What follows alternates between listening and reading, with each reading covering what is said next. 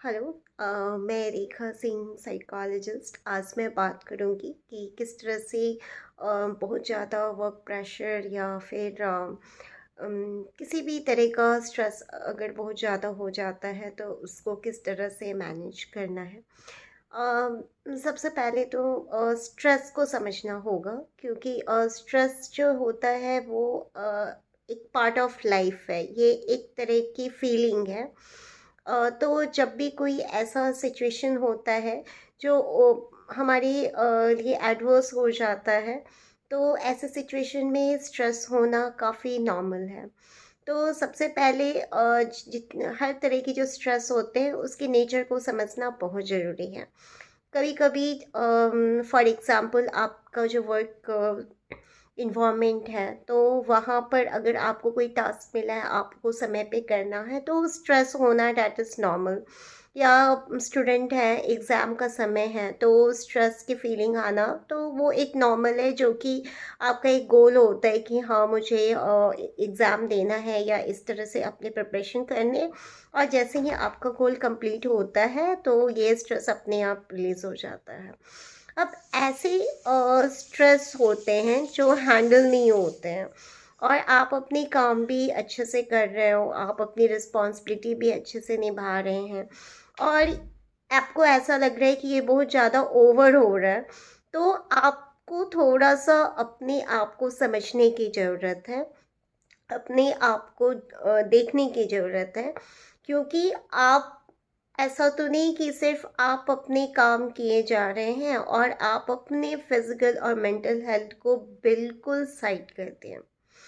तो इस तरह के सिचुएशन में जब स्ट्रेस आता है कि जहाँ पे आपने खुद को बिल्कुल इग्नोर कर दिया है, तो यहाँ पे जो आपका बॉडी सिस्टम है वो डिमांड करता है कि नहीं, आपको भी खुद को जो मी टाइम होता है वो देने की ज़रूरत है।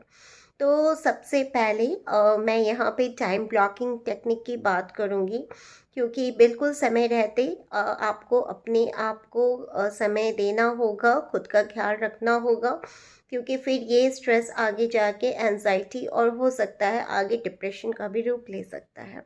तो यहाँ पे टाइम ब्लॉकिंग टेक्निक में मैं बताऊँगी कि किस तरह से आप अपने डेली रूटीन को एक प्रायोरिटी बेस पे सेट कर सकते हैं।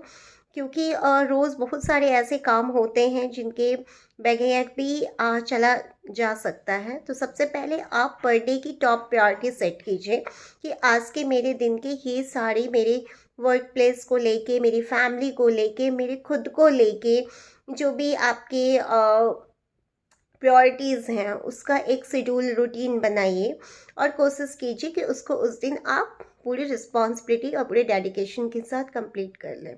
बाकी ऐसे काम जो आपको लगता हो कि हाँ, ये थोड़े समय के बाद भी किया जा सकता है, तो बिल्कुल आप उसे नेक्स्ट स्टेज पे डाल सकते हैं। तो इस तरह से करके आप पर डे टॉप प्रायोरिटीज़ करके अपने काम को भी हल्का कर सकते हैं, और अपने स्ट्रेस को भी बिल्कुल कम कर सकते हैं, और खुद के लिए भी समय निकाल सकते हैं। तो जब आगे से अगर आपको स्ट्रेस हो रहा हो, तो सबसे पहले आप ये चेक कीजिए कि क्या ये स्ट्रेस पॉजिटिव है, क्या ये स्ट्रेस नेचुरल है, जो आपके काम को लेके या आपकी रिस्पॉन्सिबिलिटी को लेके हो रहा है, और जैसे ही ये आपके काम हो जाएंगे, ये स्ट्रेस भी अपने आप ख़त्म हो जाएगा। और ये भी आपको देखना है कि कहीं ऐसा तो नहीं कि आप खुद को बहुत इग्नोर कर रहे हैं, और आप ओवरबर्डन होते जा रहे हैं, कहीं आपको अपने काम को थोड़ा कम करने की तो ज़रूरत नहीं। तो इस तरह से आप सेल्फ इंट्रोस्पेक्शन करके बिल्कुल अपने आप को रिलैक्स कर सकते हैं। मैं अपने नेक्स्ट वीडियो में इंट्रोस्पेक्शन को लेकर बताऊंगी, किस तरह से इंट्रोस्पेक्शन करके आप अपने आप को मेंटली स्ट्रॉन्ग और अपनी कॉन्फिडेंस को हाई कर सकते हैं। Thank you.